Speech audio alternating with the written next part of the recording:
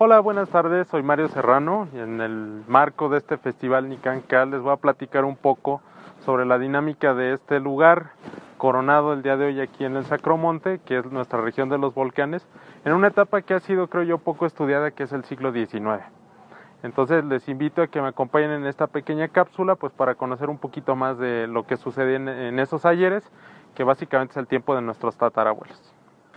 El siglo XIX tiene muchas contradicciones, vamos a llamarlo, quizá como sucede con el siglo XVII para la historiografía, pues a lo mejor ha sido como un siglo un tanto olvidado, pero también tiene que ver pues con que fue un siglo completamente convulso, ¿no? Hay que ver que empezó con la guerra de independencia, posteriormente siguió con una infinidad de guerras, luchas civiles, intervenciones extranjeras. El siglo XIX en cierto modo es muy caótico.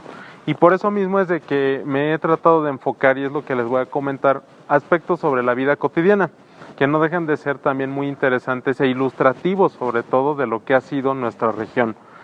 El siglo XIX empieza en realidad, como sugiere Eric Hobsbawm, desde mucho antes, no sé, quizá pudiéramos hablar desde la Revolución Francesa, y acaba no en el año 1900, sino podría acabar quizá hasta la Primera Guerra Mundial y un poquito después.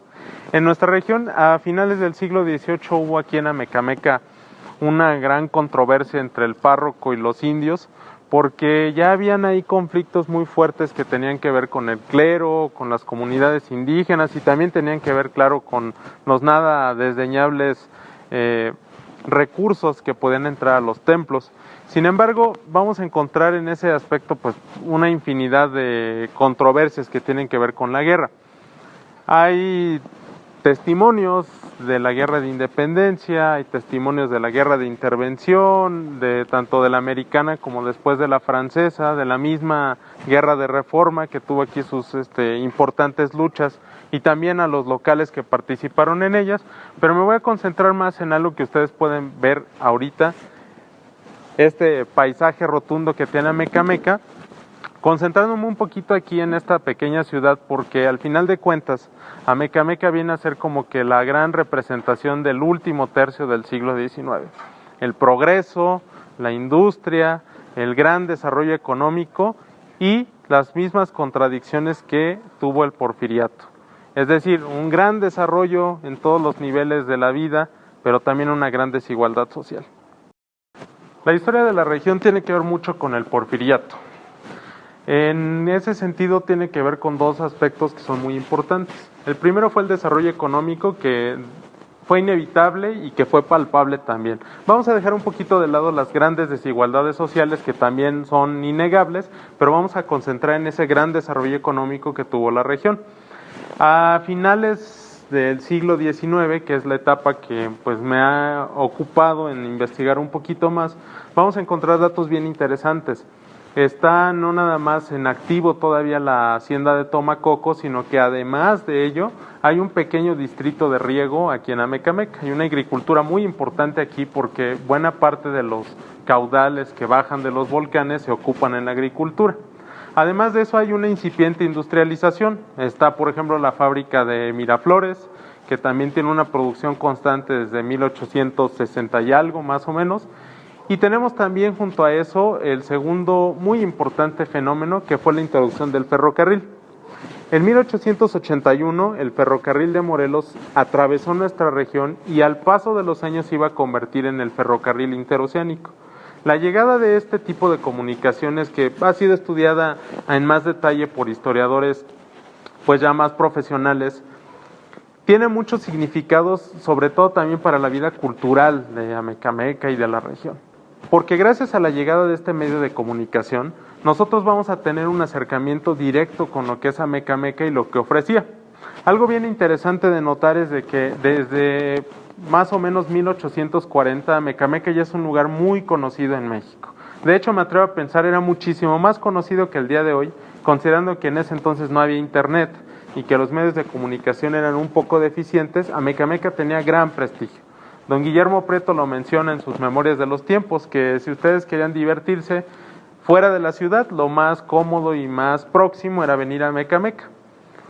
Nosotros podemos ver aquí, además, en este espacio que ahorita nos ocupa, una serie también de testimonios mudos de lo que fue esa bonanza. Aquí, a mi costado y a mis espaldas, descansan muchos de los personajes que he llamado miembros del porfirismo en miniatura, porque fueron estos grandes comerciantes, estos personajes acaudalados, los científicos en miniatura, que se dedicaron a toda la explotación industrial, comercial, económica en suma de la región, de Amecameca en particular, y que a través de sus acciones pues lograron hacer que Amecameca creciera, que Amecameca fuera conocido a nivel internacional, pero también desde luego a despuntar lo que sería en los siguientes años la gran revuelta y la gran revolución, sobre todo el tipo agrario de Emiliano Zapata. Amecameca es emblemática de la región, pero desde luego no es el único caso. Tenemos desde luego la parte de Chalco, que pues por sí misma brillaba, era la capital del distrito de ese mismo nombre, el distrito de Chalco. Esto de llamarle región de los volcanes realmente es algo muy novedoso, no tendrá, no sé, me atrevo a pensar incluso unos 20 años cuando más. Pero en ese entonces el distrito de Chalco estaba muy perfectamente dividido. De Chalco hacia, más bien de Tlalmanalco hacia la parte norte era un giro un tanto más industrial, más citadino, y de Amecameca hacia el sur correspondía a una cuestión agrícola, rural, tradicional, pero también con una cuestión muy interesante en el caso de Amecameca que me gustaría pues ejemplificar un poquito, me gustaría detenerme un poquito más en eso. Como ustedes saben, Amecameca tiene una serie de cualidades que la distinguen entre otras poblaciones de la región, del estado y por qué no decirlo del país. Es básicamente el mirador excepcional para ver a la Sierra Nevada, el Popocatépetl, al Iztaccíhuatl, y conjuntó en el siglo XIX factores que hoy en día no tenemos. En primer lugar, piensen ustedes, durante el siglo XIX el volcán Popocatépetl casi no tuvo actividad importante. Sí exhalaba de vez en cuando alguna fumarola, pero no tenía esta actividad tan tremenda, lo cual permitió que se explotara el azufre, lo cual permitió incluso en un dato de los más extravagantes que podemos encontrar, que en ese siglo XIX, desde 1857, el volcán Popocatépetl tuviera dueño, el general Gaspar Sánchez Ochoa, que tenía la concesión para explotar no nada más el azufre, sino también la nieve que tenía el Popocatépetl. Este hecho, hasta cierto punto insólito de que un volcán tenga dueño, nos habla ya de esta dinámica que tenía la región. Pero el hecho de tener también, claro, estas montañas tan impresionantes, estos lugares industriales, pues hacía también que Amecameca fuera un lugar en el cual muchas personas querían conocer. A eso hay que sumarle otro factor que no deja de ser muy importante y que nos debe de motivar a la reflexión. Amecameca era un lugar bonito. Era un lugar muy típico, con sus casas de dos aguas, con sus balcones emplomados, con sus calles de arena, las más importantes empedradas, y que al paso de los años fue teniendo también signos de modernidad. A veces cuando volteamos a ver a lo que hoy día es Amecameca, nos cuesta trabajo imaginar cómo pudo haber sido el pasado de estas zonas, pero debemos de considerar de que era un lugar muy bello que las personas querían ver. Si a eso ustedes le agregan que tenía en primer lugar un ferrocarril que en 2 horas tú podías llegar de la Ciudad de México, pues tenías aquí un turismo de primer nivel. En segundo lugar, el volcán Popocatépetl no tenía actividad, eso permitía que muchísimas personas llegaran para ascender. El siglo XIX es el gran siglo de las crónicas del alpinismo. Infinidad de personas de todo tipo vinieron para escalar al Popocatépetl, entre ellas muchísimos extranjeros. Y si ustedes se dan cuenta, eso va formando una cadenita virtuosa. Un paisaje excepcional, un lugar típico, medios de comunicación accesibles, hace que vayan llegando turistas de corte internacional y empiezan a promover también una literatura que da a conocer esta región. Pero no hay que olvidar en todo esto un tercer factor no menos importante, el lugar donde estamos ahorita mismo. El santuario del Señor del Sacromonte, para 1885, estaba considerado el tercer santuario más importante de la República Mexicana. Obviamente, el primero era la Basílica de Guadalupe, el segundo era el santuario de la Virgen de San Juan de los Lagos y el tercero era el Sacromonte. Infinidad de personas venían en el miércoles de ceniza para tener aquí todo este jolgorio, toda esta mezcla también de cultura que hasta el día de hoy tenemos, pero que en ese entonces creo yo que era más viva. No hay que olvidar que, por ejemplo, ese fatídico accidente de 1895 del descarrilamiento del tren en Temamatla tiene como punto de partida el mismo miércoles de ceniza. Las personas que de aquí atiborraron el tren y sufrieron un accidente más adelante. La región, entonces, en conclusión, puede tomar a Amecameca como el ejemplo de lo que pasaba. Repito, una gran prosperidad, la mirada y la atracción del turismo, la mirada también muy atenta de intelectuales de toda índole, porque también en esta época vamos a encontrar aquí la mirada muy atenta, muy puntillosa y sobre todo muy artística de los grandes fotógrafos. Desde Hugo Breme, que quizás es el que más conocen o ubican hoy en día por las reproducciones que se venden, pasando prácticamente por todos. Gobi North, Henry William Jackson, que fue de los primeros que estuvo aquí trabajando, y otros que ya no son del siglo XIX, pero que también vienen a cerrar esta época dorada de la fotografía. La importancia de la región sí puede ser la importancia de Amecameca. El hecho de contar con atractivos naturales, culturales, históricos, religiosos, pues hizo que muchas personas voltearan a ver a este pequeño poblado y al hacerlo voltearan a ver a toda la región. Tenemos una gran nómina en el siglo XIX de cronistas, de escritores, de reporteros y pintores y sobre todo de fotógrafos que van a dejar constancia de estos lugares en testimonios que hoy en día son invaluables.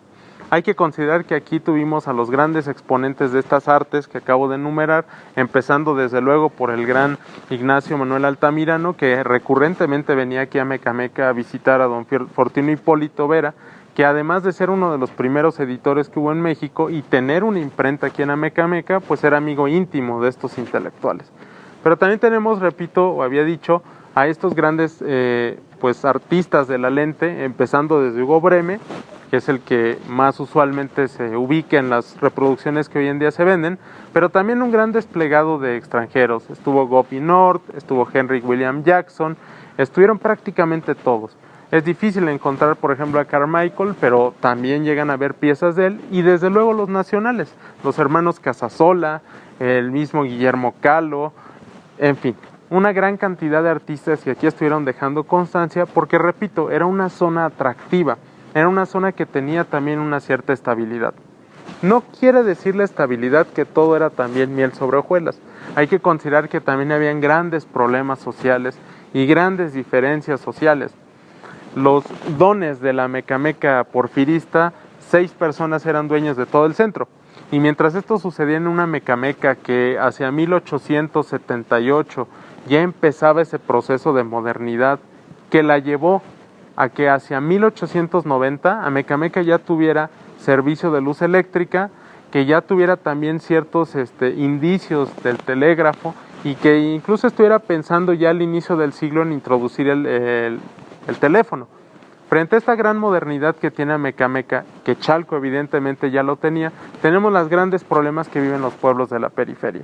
Atlautla, siempre luchando por su autonomía, fue de los primeros pueblos que se manifestaron contra el último porfirismo, y casi todas estas personas que hoy en día nos llegan acaso ecos de sus nombres, pues todos fueron encarcelados, ¿no? por oponerse a este régimen.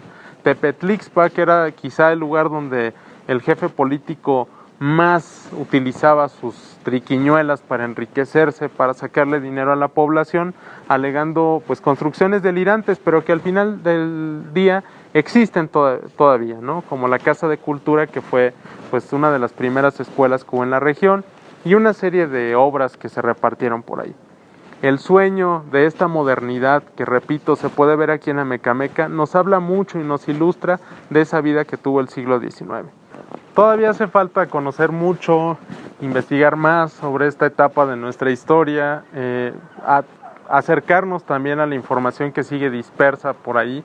Tenemos afortunadamente datos muy interesantes de historiadores también muy buenos, como Marco Antonio Naya, por ejemplo, que ha ilustrado mucho sobre las grandes revueltas, los grandes conflictos. Pero también es importante, creo, acercarnos a esta vida cotidiana, a lo que nuestros abuelos pensaban, soñaban, a lo que sufrían, acercarnos un poquito también a este día a día que a veces nos cuesta trabajo pensarlo en esta época de super modernidad, de ultra globalidad y super capitalismo, que nos hace ver como que todo es parte de lo mismo cuando no es así. Hace más de 150 años estos lugares estaban rebosantes de vida.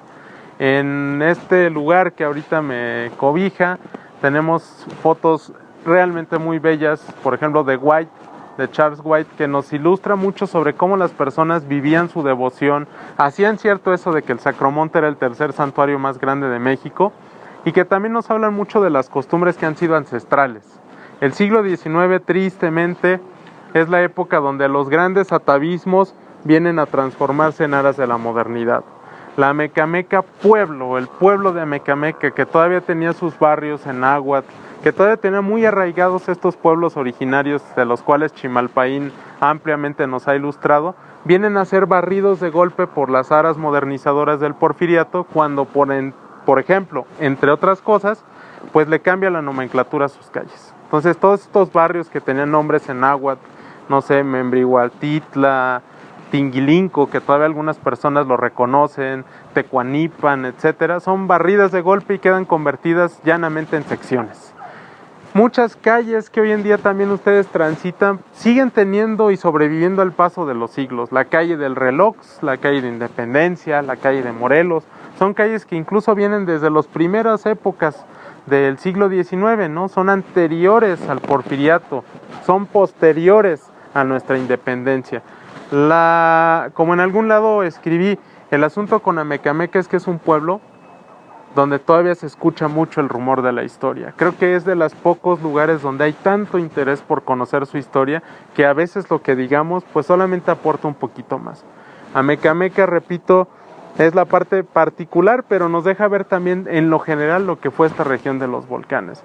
Y los invitaría desde luego a que se acerquen un poquito más a ello, a que valoren un poquito más también las fuentes que existen, sobre todo las fotografías, que he insistido mucho en que se les debe de dar su crédito, se debe de conocer quiénes fueron los personajes que estuvieron aquí, y al trabajarlas también desde un punto de vista más directo, más personal, sin duda vamos a conocer más de nuestro pasado. Me llamo Mario Alberto Serrano, soy escritor, los invito a que se acerquen a este tipo de muestras que tiene nuestro patrimonio, y ha sido un gusto estar con ustedes. Si gustan conocer un poquito más de esto, una manera también de viajar al pasado, pues los invito a que lean un libro que se llama Vivir bajo el volcán, en el que van a encontrar más de estas, digo yo, sabrosas anécdotas. Muchísimas gracias por su atención y hasta pronto.